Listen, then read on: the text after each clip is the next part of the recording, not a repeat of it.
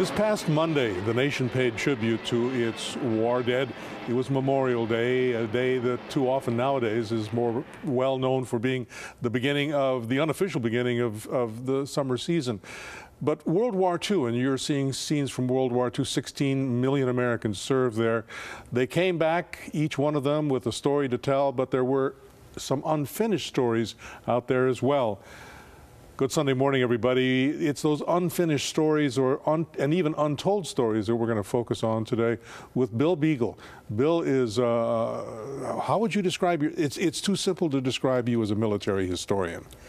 Right. I think a better way to describe me as a researcher of World War II and Korean War casualty records.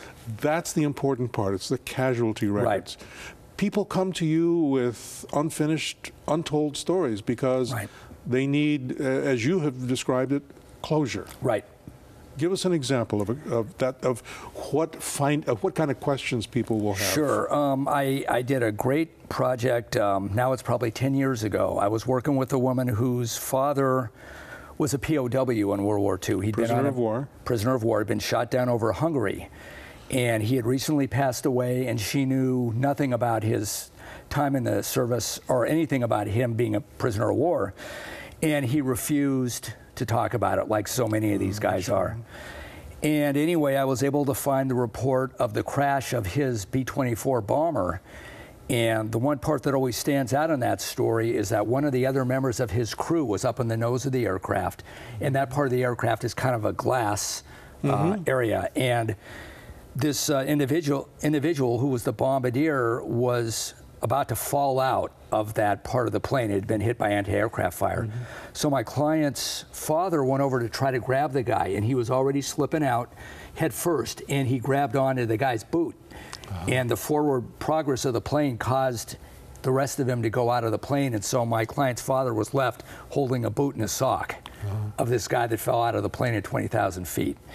So that's an example. Yeah, you need to know what that boot and that sock represented. Right, and so she never knew anything about any of this until I found the report. And so it was a great feeling of satisfaction to me also. And how did it affect her life? She was much more proud of her father than she'd ever been before. Of course, sure. You know, she knew he was a war survivor, but didn't know anything else. Wow. We're going to look at 4 individuals, all of whom served in the Navy during World War II. Right. They also had something else in common. Right.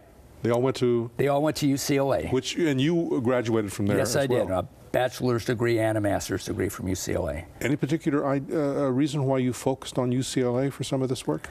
Well, the reason I focused on it was that I did have some feeling of attachment to my old school, even though it's been many years now. And I did some research on the internet and found that they did have a list of their students and faculty that had died during World War II. But there wasn't much else there. So I contacted the military science department that produced the list and said that as a volunteer project, I would be interested in finding out the stories of the about 200 names that they had. And typically people pay me to do my work, but I felt a connection to UCLA. And it turned out to be a great project. Not only did I find out information on these 200 names, but I found another 61 names that they didn't even have on their list. As you do some of this research, do you have a sense that at that time in the United States, and I was alive during some of that time, a little kid, but my sense, both through reading and through remembrance, is that there was a degree of fatality. That's not the wrong word. Fatalism? Fatalism, there you are. Yeah, there was. And even in some of the ways that the military wrote their reports. As an example, when a bomber didn't come back, one of the ways they would record it is they would record it with the initials FTR, standing for failed to return.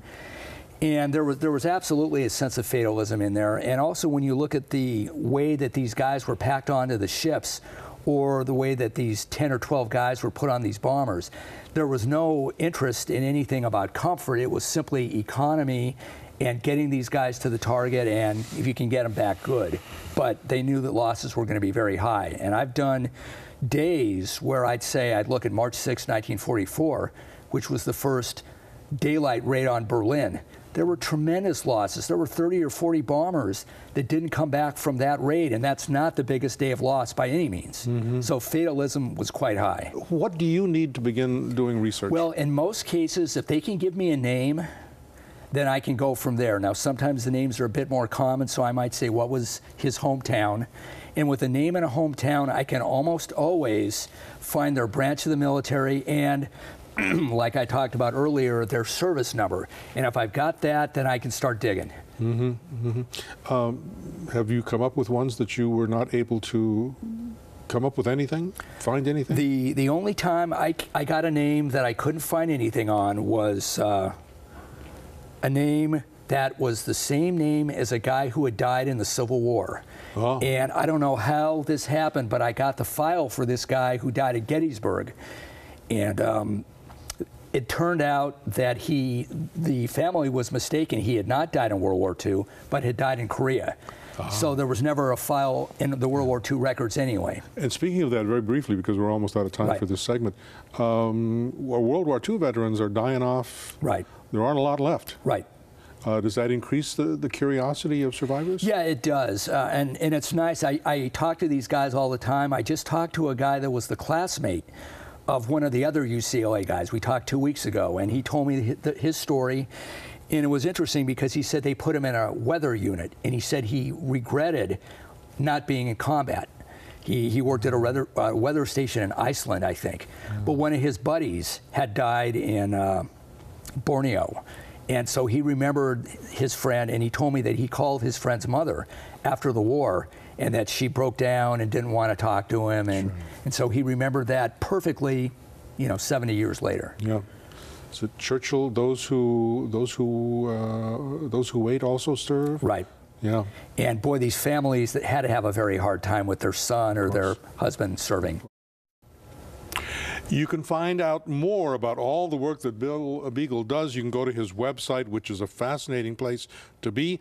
It's ww2research.com. And you don't need a www in front of it. It's just ww2research.com. You can contact him by telephone in 310-791-3949, 791-3949, and you'll find links to all of this or additional information at our site, myfoxla.com. I feel like I should salute you for all that you do. You didn't serve in the military yourself. No, my dad served in the Air Force in the Korean War. I did not. Well, for all you do, and it's just incredibly important work and something that I think a lot of us don't think about, we thank you for it. Thank you very much. Thank you for being with us today. My pleasure. Well. And thanks to all of you. We will see you right back here next Sunday. In the morning sun, and when the night is new, I'll be looking at the moon. For more information about the fascinating work that Bill Beigel does, the name of your company is? Personalized World War II Historical Research. There you are. And you can find this fascinating site that he has. It's ww2research.com. You don't need the www in front. It's just ww2research.com. And the phone number is 310-791-3949.